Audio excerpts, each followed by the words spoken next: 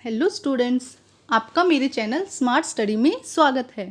Students, आज हम शिक्षा निदेशालय की तरफ से दी जाने वाली वर्कशीट नंबर 21 करेंगे, जो कि क्लास 9th की है और विषय है हिंदी व्याकरण। ये वर्कशीट 21 अगस्त 2020 की है। तो आइए शुरू करते हैं आज की वर्कशीट शुरू करने से पहले बेटा प्लीज़ मेरे चैनल को सब्सक्राइब कर दीजिए। तो आज की वर्कशीट में हम पढ़ेंगे समास। देखिए क्या लिखा गया है। मनुष्य अपनी बातचीत की सुविधा और प्रभाव दिखाने के लिए वर्णों शब्दों को जोड़कर नए नए शब्द बनाता है और नए शब्दों का योग करने के कारण ऐसे शब्दों का यौगिक शब्द कहा जाता है। उपसर्ग प्रत्यय संधि समास ऐसे नए ही शब्द यौगिक शब्द बनाते हैं। 2 या 3 शब्दों या पदों को जोड़ने से वह छोटे या संक्षिप्त हो जाते हैं। संक्षिप्त और नए शब्द बनाने की प्रक्रिया समास कहलाती है। समास का तात्पर्य छोटा करना या संक्षिप्तीकरण करना है। जैसे कि देखो यहाँ पे एग्जांपल दिया गया है, रसोई के लिए घर। हम सीधा ही क्या कह देते हैं, रसोई घर। हम के लिए शब्द को छोड़कर हम क्या कर देते हैं, रसोई। तो यहाँ पे देखो लिखा गया कि के लिए हटाकर हमने क्या बना दिया, रसोई घर। तो अब ऐसे ही क्या किया जाता है, समास के अंदर कुछ शब्दों का लोप हो जाता है और क्या हो जाता है, एक नया शब्द बन जाता है, जिससे कि क्या होता है, उसको बोलना और लिखना आसान हो जाता है। संस्कृत में समास 2 या 2 से अधिक पदों का प्रयोग किया जाता है, जिसके कारण वाक्य बड़े और कठिन लगते हैं, जबकि हिंदी में अधिकतर 2 पदों का समास होता है। पहले पद को प्रथम या पूर्व पद कहते हैं। 2 पद लगते हैं, 2 शब्द होते हैं इसके अंदर, 2 पद, और दूसरे पद को हम उत्तर पद कहा जाता है। पदों में समास कभी कभी उनके वर्णों की संधि भी होती है। जैसे कि तुलसी कृत का विग्रह क्या हो जाएगा, तुलसी द्वारा कृत, यानी तुलसी द्वारा लिखी हुई। तो हम ये थोड़ा सा सिर्फ समास किसे कहते हैं इसको समझने के लिए था। अब आगे हम इसके प्रकार पढ़ेंगे कि कितने टाइप का होता है समास। तो आइए देखते हैं, करते हैं अब हम समास। देखो समास सबसे पहले है अवयवी भाव समास। अभी हमने कहा था कि 2 पद होते हैं, 2 शब्द होते हैं, उनके मिलने से समास बनता है। तो इस समास में पहला पद मतलब पूर्व पद प्रधान होता है, पहला पद पूरा पद अवयव होता है। यहाँ पे क्या कहना चाहता है कि इसमें पहला पद उपसर्ग होता है। जैसे कि उपसर्ग होते हैं, उसी तरह से हमने उपसर्ग पढ़े हुए हैं इसी वर्कशीट के अंदर ही, पहले हमने पढ़े हैं ना। तो इसमें क्या कह रहा है कि पहला पद क्या होता है, उपसर्ग के तौर पर यूज किया जाता है। जैसे आ, अनु, प्रति, हरि, पर, भर, ये सब क्या आ जाते हैं, अवयवी भाव समास के अंदर आ जाते हैं। जैसे घर घर, प्रत्येक घर, समझ में आ रहा है। मतलब इसके अंदर क्या होता है, पहला पद प्रधान होता है। जो जैसे यथाशक्ति, तो यथा क्या हो गया, प्रधान, मेन क्या हो गया, इसके अंदर पहला शब्द। जैसे कि देखो आ जन्म, जन्म पर्यंत, यथावधि, अवधि के अनुसार, यथाक्रम, क्रम के अनुसार। तो मेन कौन सा हो गया, यथा। आ, जहां पे भी ये समझो कि उपसर्ग लग जाए ना वाक्य में, शब्द में पहले, तो वो कैसा बन जाता है, अवयवी भाव समास।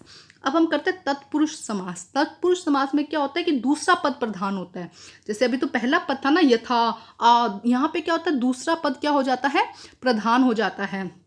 अर्थात विभक्ति, कारक चिन्ह, लिंग, वचन दूसरे पद के अनुसार ही लगता है। जो दूसरा पद है वो क्या हो जाएगा, यहाँ पे ज्यादा प्रधान हो जाएगा, इसे समझो आप। जैसे कि संबोधन कारक को छोड़कर 6 कारक चिन्हों का प्रयोग होता है। इसमें ध्यान रखना, कर्ता ने, कर्म को, करण से, संप्रदान के लिए, ये सब जो कारक होते हैं ना, यहाँ पे कारक का लोप होता है। का, के, की, ये सब इनके जो 2 शब्दों के बीच में इसका लोप हो जाता है। तो उस समास को हम क्या कहते हैं, तत्पुरुष समास। जैसे कि देखो उदाहरण के लिए देखो, विद्या, विद्या के लिए आल्य, आल्य मतलब घर, विद्या के लिए, तो के लिए कारक है ना, आपको ये पता होगा, कारक कर्ता ने, कर्म को, करण से, अपादान के लिए, तो ये सब क्या है, कारक है। राजपुत्र, राजा का पुत्र, मुंह तोड़, मुंह को तोड़ने वाला। तो देखो सब जगह के, का, के, की का क्या हो रहा है, लोप हो रहा है। मुंह तोड़ में मुंह को हट गया, तोड़, मुंह को तोड़ने वाला। ठीक है। उसके बाद देखते हैं नंबर 3 पर आता है कर्मधारय समास। कर्मधारय समास क्या होता है बेटा, इसमें समस्त पद समान रूप से प्रधान होते हैं। मतलब दोनों जो पद होंगे उनकी वैल्यू होगी और उससे होगे, इसके लिए वचन लिंग भी समान होते हैं।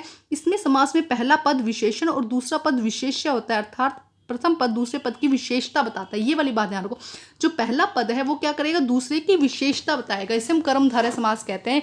इसमें क्या होगा कि जैसे कि नील कमल, तो यहाँ पे कमल की विशेषता बताई जा रही है और कमल कैसा है, नील, तो नीला है कमल।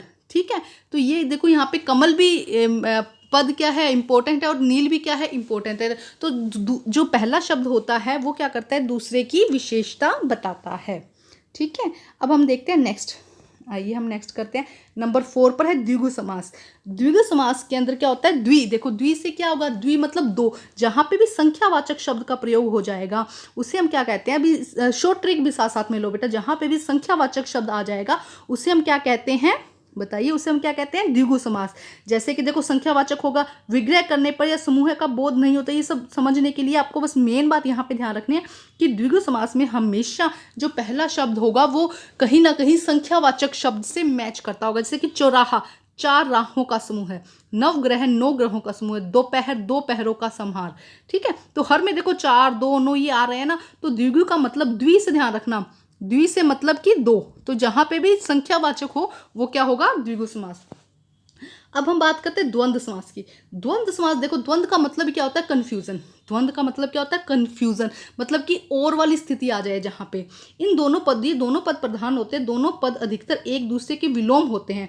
इनका विग्रह करने के बीच में और या का लोप होता है, जैसे कि माता और पिता, सीता और राम, खरा और खोटा, अन्न और जल।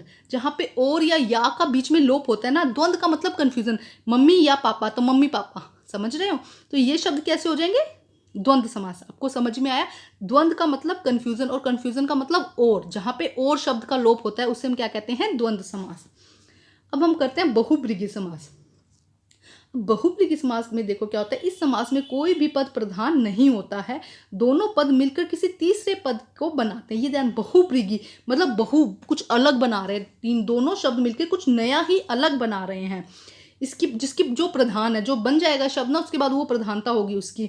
विग्रह करने वाला शब्द जिसका जिसके जिसके वह आदि शब्द आते हैं, इसमें हम क्या करते हैं? जिसके या इस टाइप के शब्द इसके बीच में लगाते हैं। उदाहरण में देखते हैं, जैसे दश है, जैसे कि दशानन, पहले दिया दशानन, दश है आनंद जिसके, समझे? इसके लास्ट में लगे ना जिसके, दश है आनंद जिसके, और किसकी बात हो रही है? रावण की। देखो यहाँ पे दश और आनंद दोनों से हटकर कोई तीसरा शब्द आंसर बना है, रावण। ठीक है, नीलकंठ, नीला है कंठ जिसका, शिव। समझ में आ रहा है? जिसका और जिसकी लग रहा है बीच में, लेकिन देखो दोनों ही जो पद हैं, जैसे दश और आनंद, दोनों ही से हटकर एक तीसरा शब्द बनता है, उसे हम बहुव्रीहि समास कहते हैं। तो ये हमारे समास हुए हैं। कौन कौन से पढ़े हैं हमने बेटा? अवयवी समास, तत्पुरुष समास, कर्मधारय, द्विगु, द्वंद्व और बहुव्रीहि समास। ठीक है, अब हम कुछ क्वेश्चन आंसर लेते हैं इसके। तो क्वेश्चन आंसर लेने से पहले बेटा प्लीज मेरे चैनल को सब्सक्राइब कर दीजिए। तो आइए अब हम क्वेश्चन आंसर लेते हैं बेटा। तो देखिए बेटा, पहले माता पिता, तो हमें यहाँ पे क्या करना है? समस्त पदों का समास विग्रह करना है और समास का नाम भी बताना है। तो माता पिता, तो क्या होगा? माता और पिता। और समास कौन सा हो गया इसके अंदर? द्वंद्व समास, क्योंकि कंफ्यूजन हो रही है ना। द्वंद्व कब आता है? जब मात और का जिसके अंदर लोप होता है। ठीक है, आशुतोष, अब देखो आशुतोष का क्या होगा? आशु का मतलब होता है शीघ्र, और तोष का मतलब आनंद, प्रसन्न होने वाला, शीघ्र प्रसन्न होने वाला। इसका मीनिंग क्या बनेगा? शीघ्र प्रसन्न होने वाला। अगर इसका विग्रह करेंगे, और समास कौन सा है? बहुव्रीहि समास। हमने कहा था ना, बहुव्रीहि समास में क्या हो जाता है? अलग ही शब्द बनकर आता है। दाल रोटी, दाल और रोटी, कौन सा समास आ गया? द्वंद्व समास। राजपुत्र, राजा का पुत्र, हमने कहा था जहां पे भी जो कारक है उसका लोप होता है, तो वो कौन सा हो जाता है? तत्पुरुष समास। अब हम बात करते हैं पंच तत्व। पंच तत्व में देखो क्या होगा? 5 तत्वों से बना। पंच तत्व में क्या हो जाएगा? 5 तत्वों से बना। और क्योंकि देखो मैंने क्या कहता है, यहाँ पे क्या आ रही है? 5, मतलब नंबर आ रहे हैं ना, कोई संख्यावाचक, तो ये कौन सा है? द्विगु समास। लंबोदर, लंबा है उदर जिसका, किसकी बात हो रही है यहाँ पे? गणेश जी की। लंबा है उदर जिसका, किसकी बात हो रही है? गणेश जी की। तो कौन सा समास है? बहुव्रीहि समास। भरपेट, पेट भरकर, इसका क्या हो जाएगा? पेट भरकर। और कौन सा समास है? दोनों देखो, भर और पेट दोनों ही क्या इंपॉर्टेंट है, तो कौन सा हो जाएगा? अवयवी भाव समास। आइए नेक्स्ट करते हैं बेटा क्वेश्चन। आइए नेक्स्ट क्वेश्चन देखो क्या कहता है? निम्नलिखित समास विग्रह का समस्त पद और नाम लिखिए। आपको क्या करना है? यहाँ पे समास विग्रह दिया हुआ है, उसको इकट्ठे करके लिखना है। जैसे कि 9 रात्रियों का समूह है, नवरात्र, हम क्या कहेंगे? 9 रात्रियों के समूह को क्या कहेंगे? नवरात्र। और समास कौन सा हो जाएगा? द्विगु समास। क्यों? क्योंकि यहाँ पे नंबर दिया गया है। उसके बाद शक्ति के अनुसार, तो यहाँ पे क्या होगा? यथाशक्ति। शक्ति के अनुसार का क्या होगा? यथाशक्ति। और समास कौन सा हो जाएगा? अवयवी भाव समास। उसके बाद में है देश के लिए भक्ति। देश के लिए भक्ति का क्या होगा? देशभक्ति। और समास कौन सा हो जाएगा बेटा? तत्पुरुष समास। उसके बाद 2 सूतों का समूह है, तो यहाँ पे द्विसूत समूह है, लिख दीजिएगा बेटा। और द्वि है तो कौन सा समास हो जाएगा? द्विगु समास। उसके बाद रथ को चलाने वाला, रथ चालक, और समास कैसा हो जाएगा? तत्पुरुष समास। धन से हीन, तो क्या हो जाएगा, धनहीन। और समास कैसा हो जाएगा बेटा, तत्पुरुष समास। तो आपकी बेटा आज की वर्कशीट कंप्लीट होती है। वर्कशीट कंप्लीट करके अपने टीचर से चेक कराइए और प्लीज़ मेरे चैनल को सब्सक्राइब कीजिए। Thank you students.